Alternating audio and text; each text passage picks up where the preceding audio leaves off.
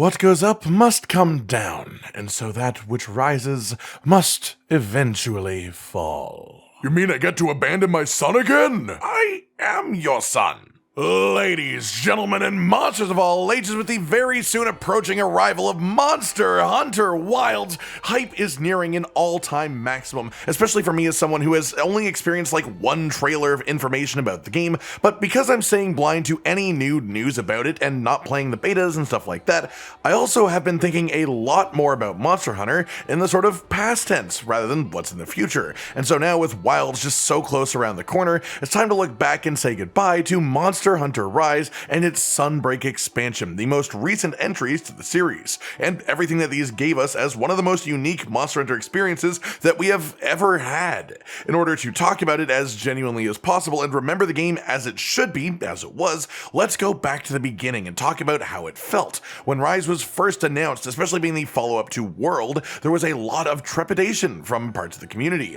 Of course, veterans of the series who had been around the block a few times were well aware of the Monster Hunter cycle, sort of shuffling back and forth between heftier home console releases focused around immersion and the most full and complete hunting experience possible, and then alternating to a more portable experience, built for hunts on the go, faster paced, more based around just a sort of in and out type of mentality, squeeze in a hunt wherever you can as opposed to mammoth multi-hour hunting sessions. However, Monster Hunter World and Iceborne brought a ton of new players to Monster Hunter as a series, myself included, and a lot of these people were sort of taken aback by the initial announcements about Monster Hunter Rise. The main complaint, of course, was that it was a Nintendo Switch exclusive on release, and while this did change over time, it did release in this way, which right from the get-go put a large divide in the community between those who owned a Switch, or were at least willing to buy one for Rise, and those who either didn't or weren't interested. Combined with that, being a Switch game, the general graphical fidelity of the game as a whole was definitely down from World, though I still hold that the monsters themselves looked as gorgeous as they ever have, and the flashy elemental effects were on another level in Rise and Sunbreak as well. Then on release, the game felt just essentially unfinished to a lot of people because of the way the story ended. It was essentially missing the conclusion of the story, missing the Elder Dragons, and these then released as title updates over the few months after the game came out. Sure, you could choose to believe this was a stylistic choice from the developers with them knowing ahead of time that the game would be live service, but this breaks tradition with the rest of the Monster Hunter series and how it functions, and given the timing of it, a lot of people started running under a sort of assumption, there was a rumor floating around, that the game simply wasn't able to be finished by the release date that they had set, and so they delayed a few monsters, including the end of the story itself. And the reasoning for this incompleteness being that the game was being developed during the Big Sick, as a YouTube-friendly way of referring to the life-changing events in 2020. None of this was ever confirmed, but it led to a bit of a turbulent release where there was quite a bit of an uproar from different parts of the community, and I think that stuff is worth remembering, whether I agree with it or not, because it is a part of the history of the game and what has made it what it is long-term. Whether that takes away from it or not is entirely up to your own sort of interpretations.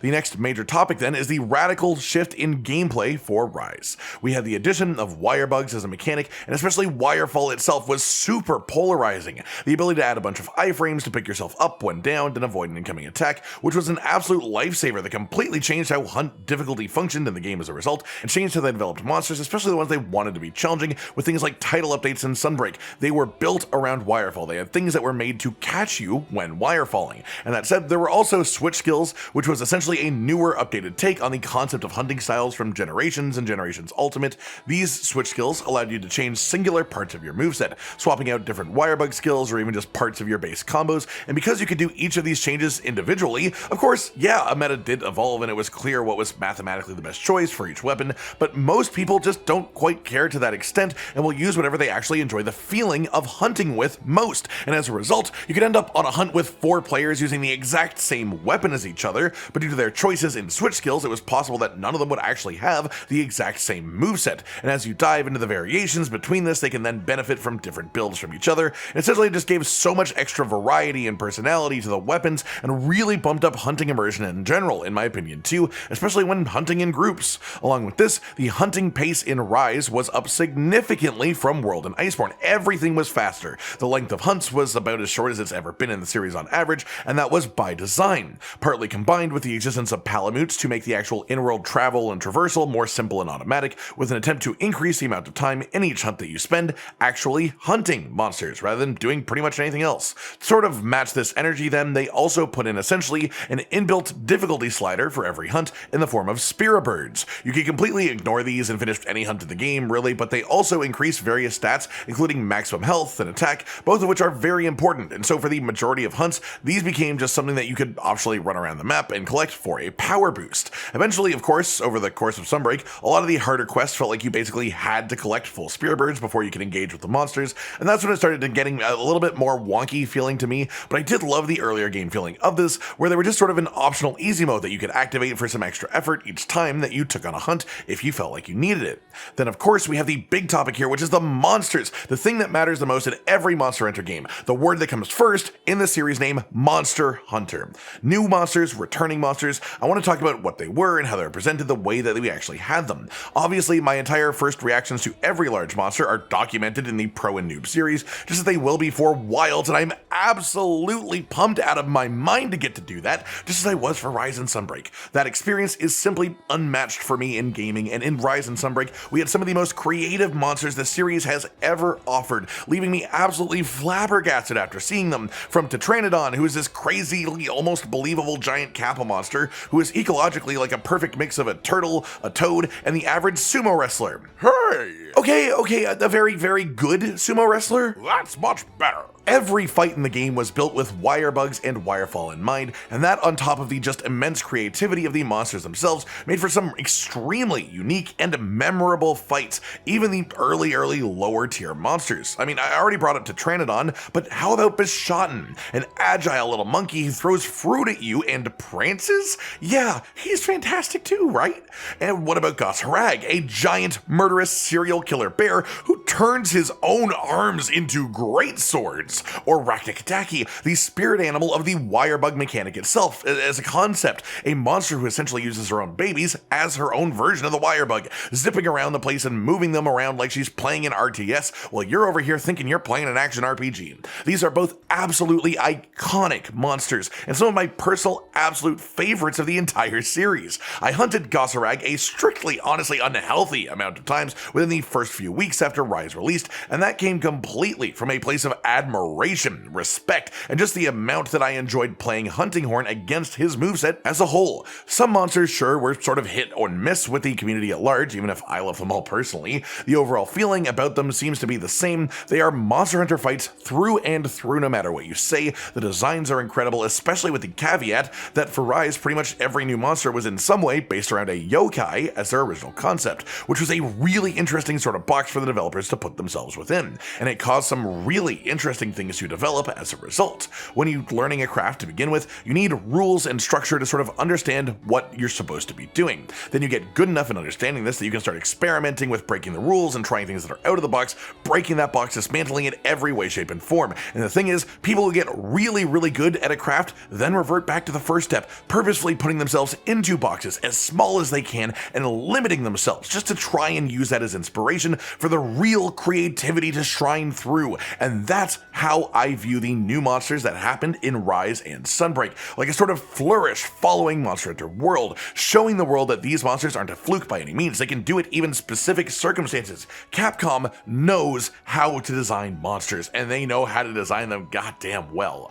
Over time, we also of course got Sunbreak, with the three lords being based off of Western folklore instead, being Frankenstein, werewolves, and vampires, and it was like a little love letter from the developers to the Western audience that had really started to gravitate towards the series in the 5th generation more than they ever had before. Over the course of time, as Rise and Sunbreak released on more platforms as well and became playable to more people as a result, I noticed a lot of the complaints about the game dying down more and more. From my perspective, the largest voices of dissent have always, for this game, been from those who were mostly just upset that they didn't have access to the newest Monster Hunter game. And I think as more of those players were actually able to try it out and play the game properly for themselves, themselves rather than just like judging from the outside, it grew on them completely. That said, there are plenty of people who prefer the feel and combat of World and Iceborne to Rise and Sunbreak, and there's nothing wrong with that, but that's the beauty of Monster Hunter. Every new game takes absolutely massive leaps. The developers have no fear of risk for whatever reason. They try things, they mix things up way more than most developers would between sequentially releasing games in a series, and the result is always a really unique and cool experience. They experiment with each new game they make, and then they take what they think worked well and move it forward and iterate on it in future games, and then they leave the rest behind. Take wyvern riding, for example. This was an unbelievably cool feature in Rise and Sunbreak, replacing the classic mount in Monster Hunter where you're just trying to topple the monster that you're riding, and instead making it so that you can control them, literally making them fight the other monsters on the map, and it's just one of the coolest things that they've ever done. That said, do I think this is going to return in Wilds? No. Do I think it's going to return in the way that it did in any Monster Hunter game in the future? No. Do I think that they might iterate on this in some way and improve it for the future? Maybe, but I think we're much more likely to go back to the older style of mount, and this will just be its own unique thing locked away in this game for the people who really love it. The result is that every game or two within the series, the flow of hunting changes dramatically, and that just means that there are even more styles of hunting to take part in, even more flavors of Monster Hunter to devour, and that's what I love the most about this sort of system that they've got.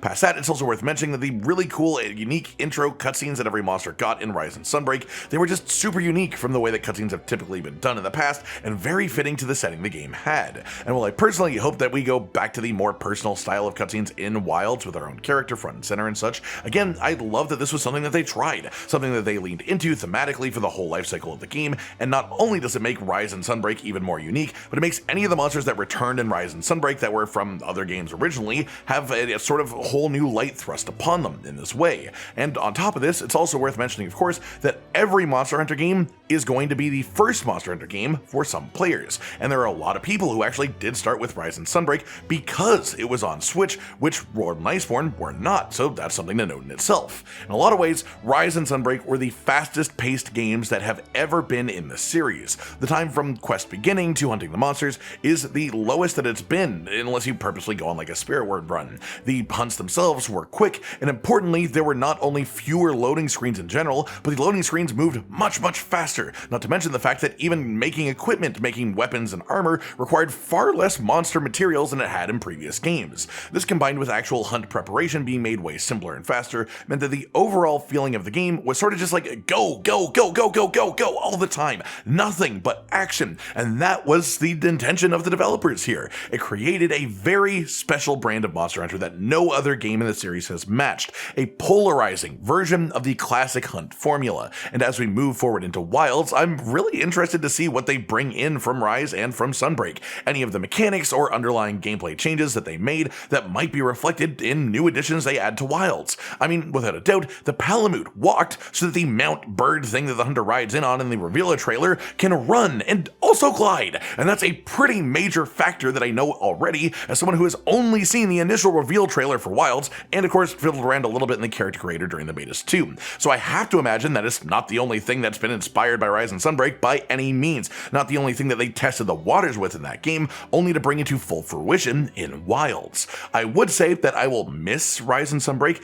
but that wouldn't be quite accurate. That's almost the wrong way to put it, because the game still exists, it will still exist, it isn't dying, it isn't going away or anything like that. It's simply moving on in the natural progression of time to being, well, not the current Monster Hunter game, sort of like the circle of life for the series, because it's now going to be moving to something that you could call a previous generation Monster Hunter game, which is just going to take a hell of a lot of getting used to, honestly. This means that the player base will drop from Rise and Sunbreak from what it already is, but that's the beautiful thing about the way Monster Hunter games are made. I talked earlier about how each one has its own sort of flavor, its own things that make it truly unique from all the rest. That means that there will always be a group of people for which it is the perfect version of Monster Hunter, no matter which game it is, and those people will always be happy to play their game. Whether they keep playing it actively forever or just feel the urge to play it in waves every once in a while, this isn't a eulogy for Rise or for Sunbreak. It is simply a celebration of it, a way to remember it, especially with how it was on launch 2, in preparation for what is about to likely be the biggest game launch in the Monster Hunter series history. Thank you, Capcom, so much for Rise and Sunbreak, and I look forward to what the future has to offer for Monster Hunter, especially with Wilds just so close. Like if you liked the video, subscribe to the notification bell for more, and most importantly, ladies and gentlemen, until next time, stay sweet. Josh, Cotton, and Hollow with the videos, dropping the humor like a hammer on your tippy toes, bringing entertainment on a daily arrangement to take our insanity and turn it into entertainment. Yes, I said entertainment twice, to reiterate that it is nice to look into your faces on a mostly daily basis when you let us in your homes to make the whole world a stage. Goodbye.